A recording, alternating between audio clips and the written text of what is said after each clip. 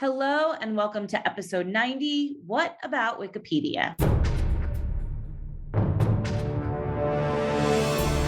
Welcome to the PR Playbook Podcast, the only podcast giving you actionable skills and advice you need to execute a strategic PR program. Warning: what you hear next may lead to brand awareness and increased sales and customer exposure. Now here's your host, Rhiannon Joshua.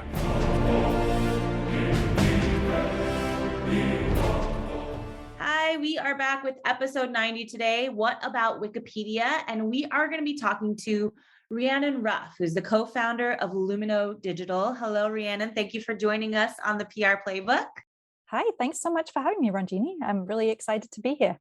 Great. So we talked a little bit before this interview, and I've, often had people ask me about Wikipedia and how to navigate it and how to get on it. And they want a page and they think that's going to turn them into a celebrity.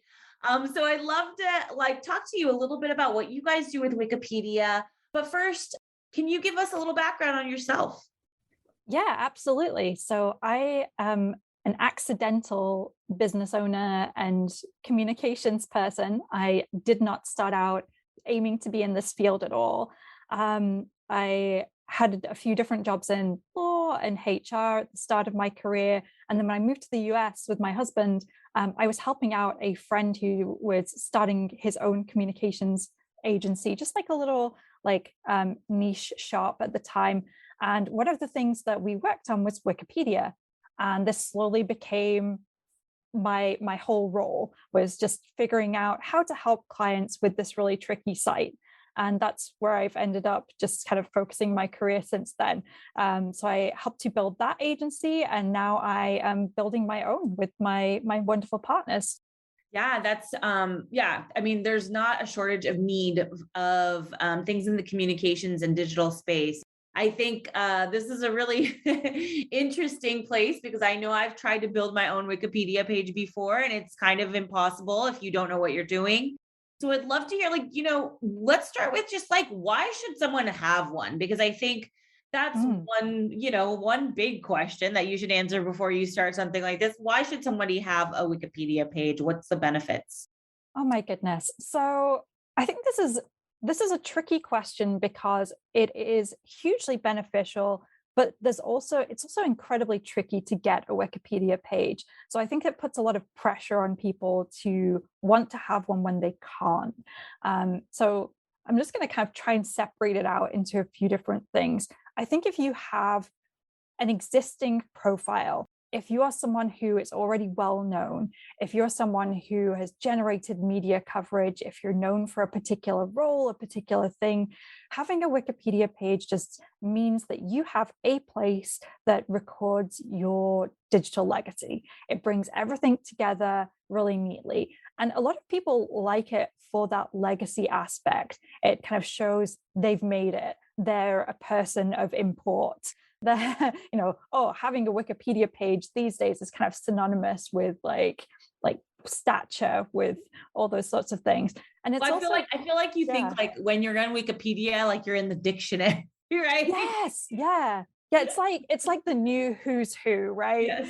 So, rather than trying to get listed in one of those giant books or anything like that, now executives, they really want to be on Wikipedia, or anyone who's kind of at that level where they're like, hey, I've got some media. I'm known for stuff. I should have one of these, or I'm in a major role. I should have this. So there's really that feeling of it lends credibility. And I would say the same for companies as well. A lot of companies really feel like they want to have Wikipedia, even if they've been around for a long period of time, even if they've been pulling down great revenues. They're mid-sized company. They've got hundreds of employees. They're producing a product that has great demand. Sometimes there's a concern that their investors might be looking for them. They don't have a Wikipedia page. That feels weird these days to not have that. So it's that credibility piece as well. It just shows okay, you've been around long enough. You have had enough notice, like people have noticed that you're there, that they're aware of you, there's been material published about you.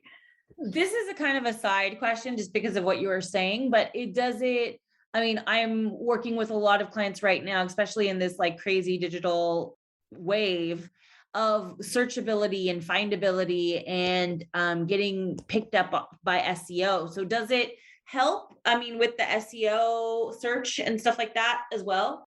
Sure does. And that, again, it's like this double-edged sword, right? Because it's like you have to have already reached a certain level of Right. of knownness, I guess is the best way of putting it. Like you have to already have the information out there about you. But having a Wikipedia page means you're more likely to turn up in searches for certain things. So say you're a company in a space where you're producing a product, there's like 5 different companies that are all doing that. If someone is searching for that product, it's more likely to pick up something from Wikipedia about that, because Wikipedia itself has such pull on search. So if your page on Wikipedia is talking about that product, you're then more likely to be appearing in search high up. So that's just like one example. My favorite thing recently is noticing how this can impact images. And there's lots of different kind of funny stories around this, but a lot of times, and I don't think that many companies realize this, but to get an image on Wikipedia is a bit of a process. You have to fully release it as a Creative Commons licensed image. You're giving up your rights to it, basically, because you're saying that it can be used by anyone for any purpose. It still has to be attributed to you, but it can be used, for anything. But if you say, like, say you have a product, or you work in a certain area, and you realize that Wikipedia article doesn't have any pictures, what if you could donate to Wikimedia Commons a photo that's of your particular thing, upload it to Commons, have it added to that Wikipedia page? It's going to appear really high up in image searches for that thing. Oh, interesting. Okay. So that's it's like there's like these funny little things with search where it can be really helpful and people don't even know. But you have to do it the right way. Like you have to donate that photo on Wikimedia Commons. You can't like trick the system. And companies have tried to do this, the wrong way as well, like doing this underhandedly. North Face famously went and added a whole bunch of photos to Wikipedia and got in trouble for it because they weren't, I think it was North Face, it was one of the outdoor brands, but they added a bunch of their advertising photos across Wikipedia. Oh, so it looked like advertisements, physical advertisements. Well, no, it's more like when anyone was searching for different outdoor terms, it was their photos that were appearing, but they weren't doing it transparently. I think companies should do this transparently. Yeah. I think like donating images really helps the encyclopedia, and it's a good way of like, helping yourself at the same time.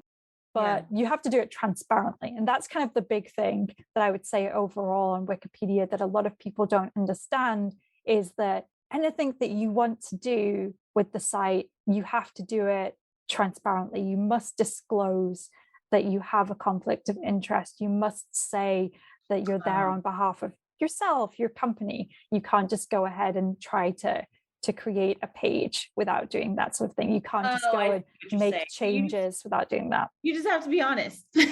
Yeah, being honest and not trying to put on things that are just deliberately intended to be promotional as well. Right. So you have to kind of primarily think about how does it improve the encyclopedia, and then like make that work. So, okay. So let's say I'm a brand, startup or whatever. So I have a couple of clients, like a client that is creating a new category. That's their kind of thing right now. They're creating a new category. So let's say I'm creating the new category of like twisted lamps. I'm just going to use that as an example. So we can talk about it. So how would I get started in doing a Wikipedia page? And should I do a Wikipedia page for something like a new category in my industry? Oh, that's an amazing question. So yeah, ultimately, I think that would be the way to go. Yeah. But the thing is, you have to first have a certain level of media coverage, a certain level of secondary sources that are talking about that. So twisted lamps, say this becomes like a thing. It's a new concept, it's out there. No one has done twisted lamps before. There's not like a different definition of it that could be used on Wikipedia. You would have to get to a point where there has been significant in-depth media coverage about twisted lamps in good, high quality journalistic sources, not sponsored content, not contributor content, fully independent of the creators of twisted lamps.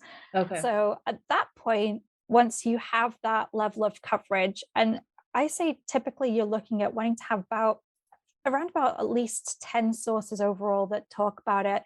And probably about half of those you want to focus specifically on twisted lamps. So being mentioned in a list of like the year's coolest products is not going to help. It has to be really about, this company designed twisted lamps. It has to be specific to that term. Yeah, twisted lamps have taken over the internet. Here's why every TikToker has one in their house. Where did these come from? What are they made of? Like a piece that really gets into all the nitty gritty about it. So that type of piece would have to be available. And then when you get to that stage, at that point, once you've got that depth of coverage, your next step is, what kind of draft can we put together here? You kind of want to do something that is based purely on those secondary sources. So you couldn't just write like, a piece that's like, twisted lamps are amazing. They're the best ever. Everyone should own twisted lamps. They give you the ultimate lighting options in your house. It has to be very much like straightforward, factual, historical discussion about twisted lamps. Twisted lamps are a glass lamp that was first introduced in 2021, that sort of thing, and keep it really straightforward and factual. And then the next step is to actually have Wikipedia editors review. So you don't want to just go ahead and create your draft and then put it on Wikipedia and just press publish. We're done. Which I don't think you can, right? You can't even do that if you wanted to. You technically can, but you shouldn't. That's my, like, there's a lot of things that you technically can, like the site won't stop you. There's no kind of blocker there that will prevent you from doing that, but you shouldn't. That's not what Wikipedia's volunteer community want you to do. So there's a whole process on Wikipedia called Articles for Creation. And it's basically a review process for anyone who is putting together a Wikipedia article and they want to get additional eyes on it. So it's used by Wikipedia's volunteers as well, but it also should be used by anyone who has that conflict of interest. So if you, as the PR person representing the creator of Twisted Lamps, you want to propose this draft, you would say, "Hi, I'm Ranjini. I'm here on behalf of the Twisted Lamps creators. I've put together this draft, would like to see whether it meets Wikipedia standards. Can someone review this?" And you would submit your draft. You've disclosed your conflict of interest, and then you'd have to wait and see whether editors think your draft is up to par. Do the sources meet the threshold? Is it written in a neutral manner? Do they feel like it meets the level that it needs to be put onto the encyclopedia? So it's a big process. It sounds like it. And I think that's the misconception of a lot of people. Do they think that you could just post it? I've had many people ask me like, "Hey, can you make me a page?" And anytime anyone mentions Wikipedia, I just cringe. I just I know how difficult it could be. And so we were talking a little bit about these people on LinkedIn who are Wikipedia experts who want to create your Wikipedia topic. So can you tell us a little bit about, if someone claims to be a Wikipedia expert, tells me I need a Wikipedia page and they're going to create it for me for $200, what is the thing that I should be looking out for? If it sounds too good to be true, then yes, it is too good to be true. So I think a lot of times, because Wikipedia is misunderstood, there's a lot of folks out there who have benefited greatly from this, from the fact that, a lot of clients first off, don't have the time to delve in and figure out what's going on with Wikipedia. And that's totally fine. Like this is not their everything. Like this is not their day job to figure this out. They're building their business, focusing on their career, whatever it is that they're doing. So that's the first thing, is that oftentimes people don't know what Wikipedia is and how to approach it. They're just like, oh, it's just another profile site. I just need someone to write this and press the button. Like I just need an editor to do this for me. So you have these folks out there who will just say, oh yeah, it's just a matter of me like doing this draft, and I have an editor friend, or I know an admin, and this will get done. And a lot of times what happens is they disappear completely. They don't do it, or they'll say they're doing it, and then they'll come back and say like, oh no, unfortunately this time Wikipedia editors wouldn't let me do this. But they've never actually done anything in the first place, or they haven't done it right. Anytime, I think the most important thing to remember is everything that happens on Wikipedia is public and visible. So if you want to know what's happening in this process, if you want to see where they're up to and whether they're legit and they're actually helping you, ask them to show you. The other things I would say is that really anyone who is a legitimate Wikipedia consultant should be talking to you about the site's rules for conflict of interest. Wikipedia is, as a site, it's not its own entity. It's operated by the Wikimedia Foundation. Their terms of use say, if you have a conflict of interest, a paid conflict of interest, you must disclose it.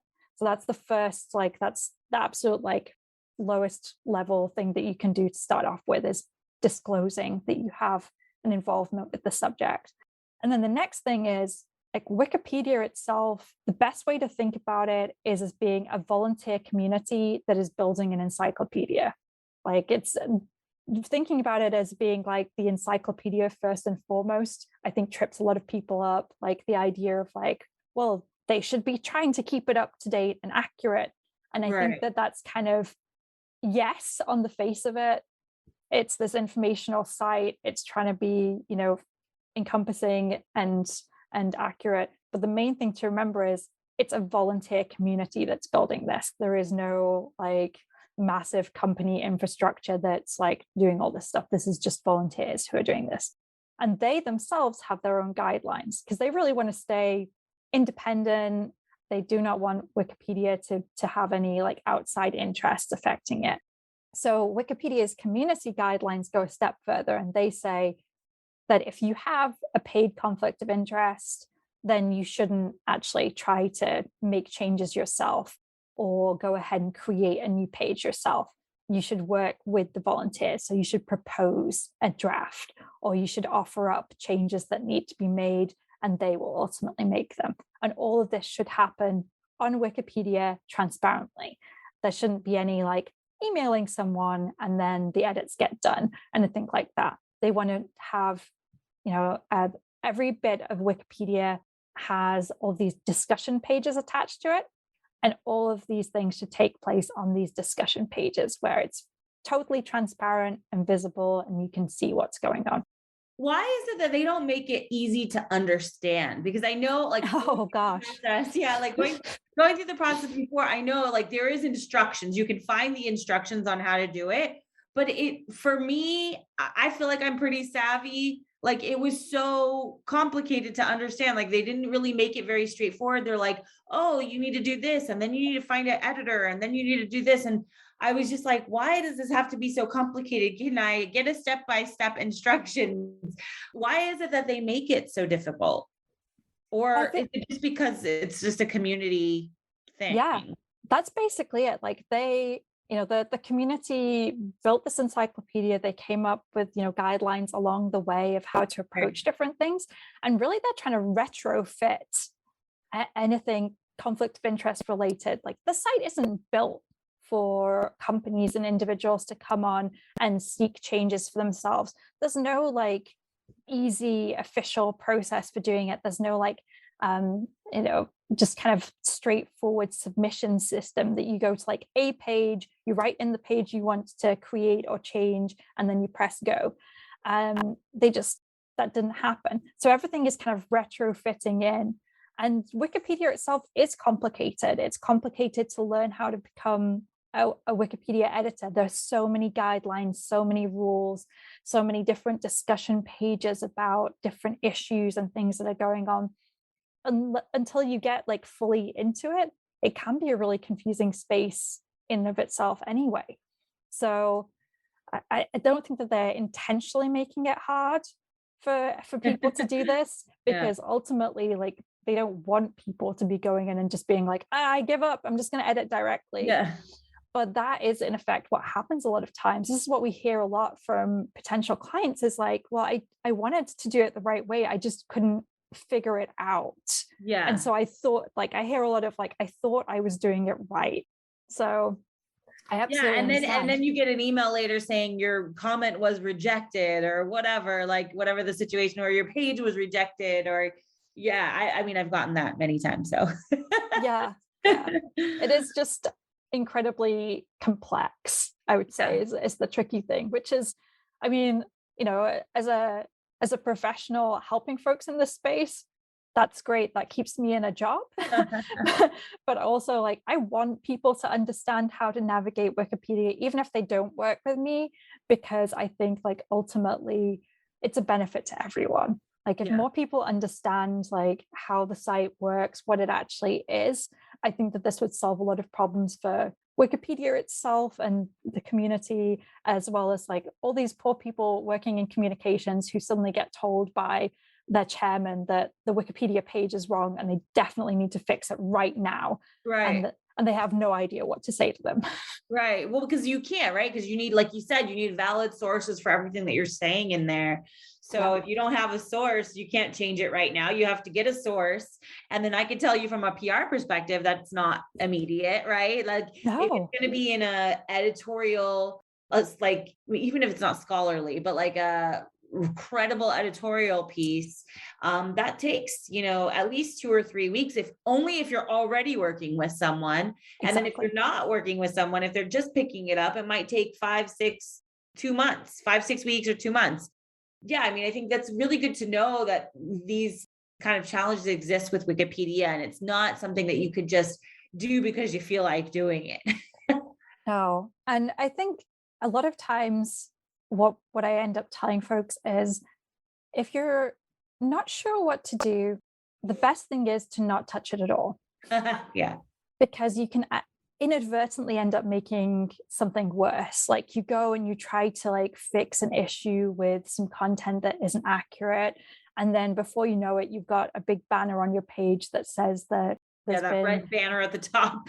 Yeah, there's been conflict of interest involvement, an undisclosed paid editor has made changes to the page, or, you know, anything like that can suddenly pop up, and it's like, oh, I just wanted to fix this one thing. Yeah. So if you don't know, it's best to just leave it alone, because at least that way, like, the worst thing that's happening there is like you've got like a slightly outdated figure or something. But I understand, like, in a lot of cases, like, that's a big deal to companies, like having that, because it's getting pulled into like the Google Knowledge Graph. So I think the most important thing that I would hope that communications folks could learn is that you can ask for changes. I think that's really important to know. You can ask, and then that hopefully will help a lot of people stay out of trouble. When it comes to doing like a business, or let's say like a term, like I said, we were talking about category, the Twisted Lamb category, but that's one thing. But then what about when it comes to people? Is there some kind of best practice or things to know about having yourself as a person? I want me, Ranjini Joshua, to be on Wikipedia. What do I need to know about that? Okay, so the first thing to know about that is that you cannot control the page once it is up. So you're opening a Pandora's box. Okay. Do you have anyone out there who doesn't like you? Is it possible that there might be some skeletons in your closet? There's maybe some like an unflattering media piece from a while ago. Anything like that can suddenly rear its ugly head once you have a profile on Wikipedia, because it's open source. Anyone can edit it. So while most edits that happen on Wikipedia are from volunteer community who are, you know, maintaining the site, doing all the nice stuff, there's a huge amount of changes that get made just because people have a vague interest in a topic.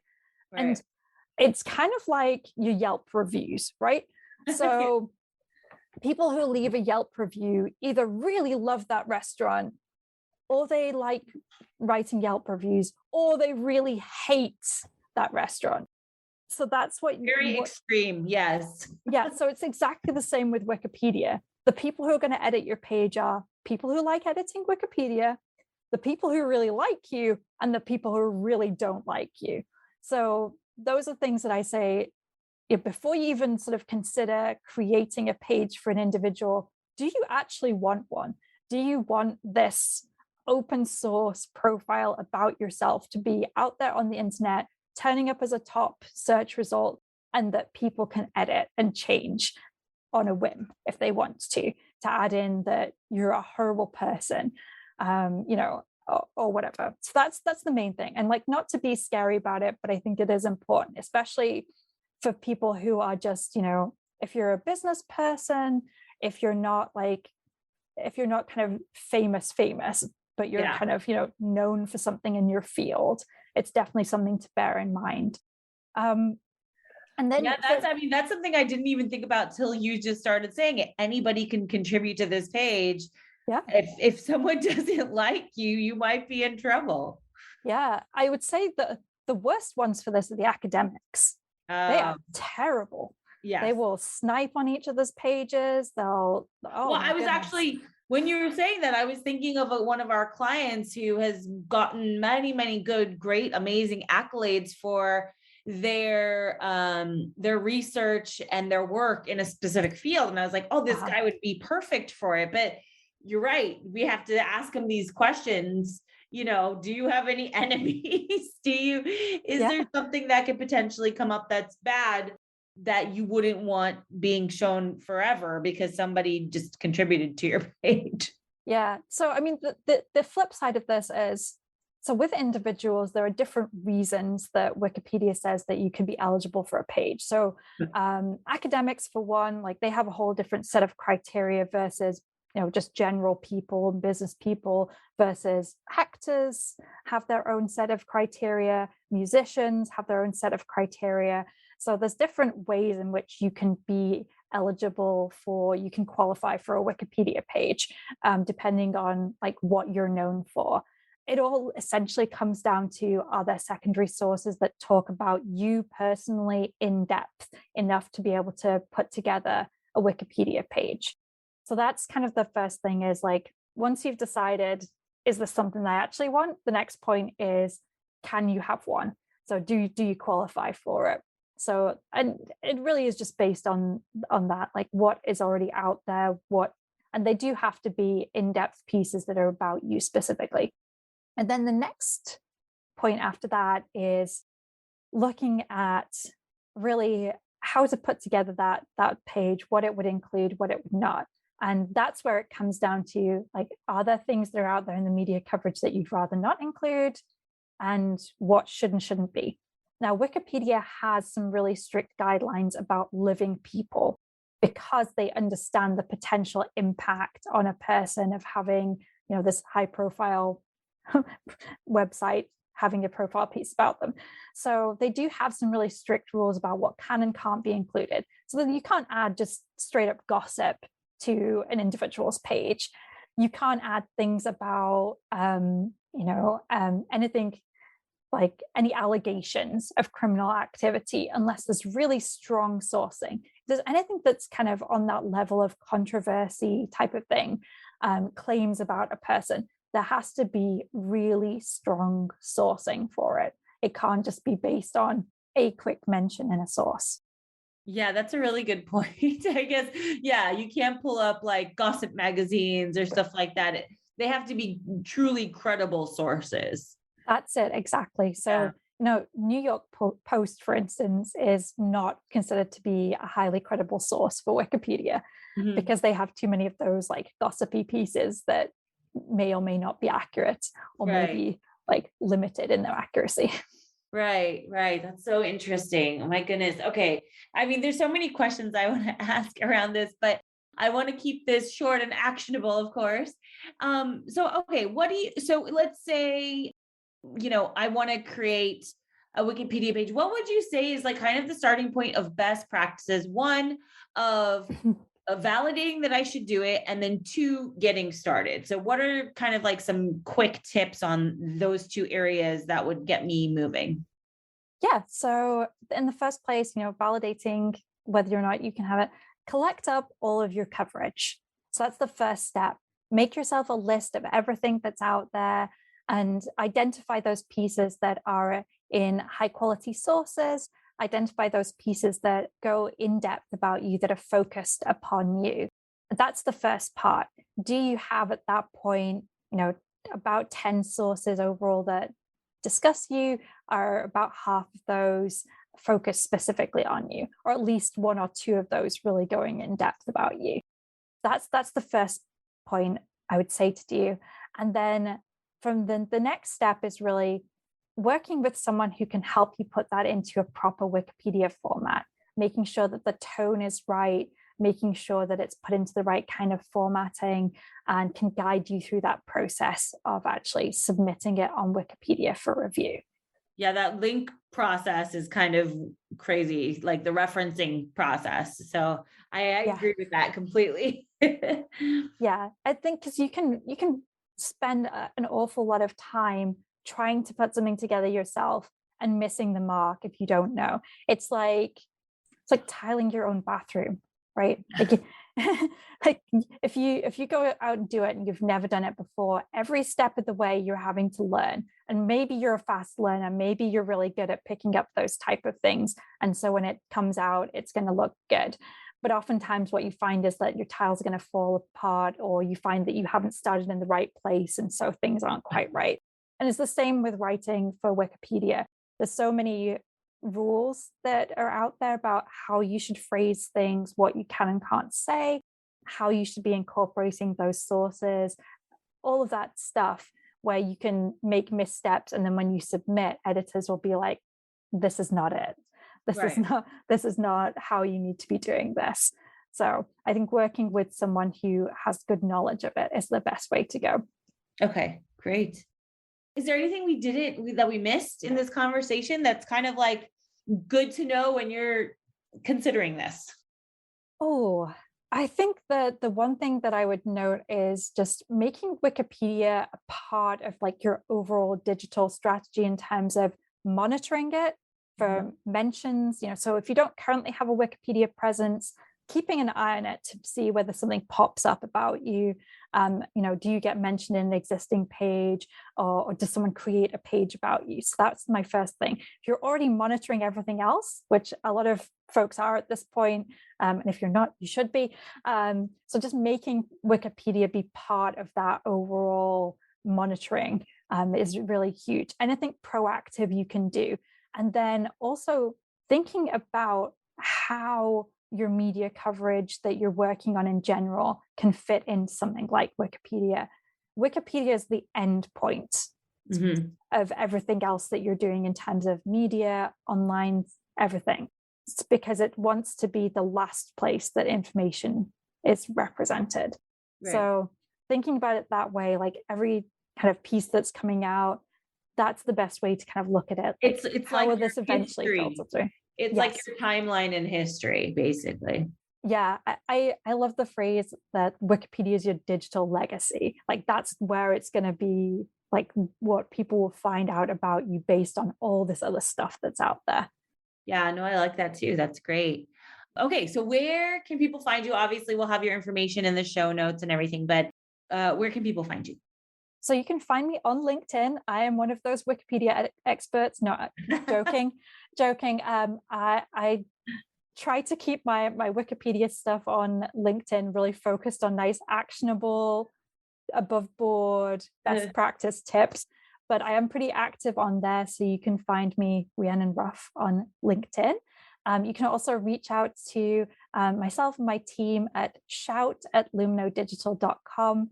And our website is lumnodigital.com.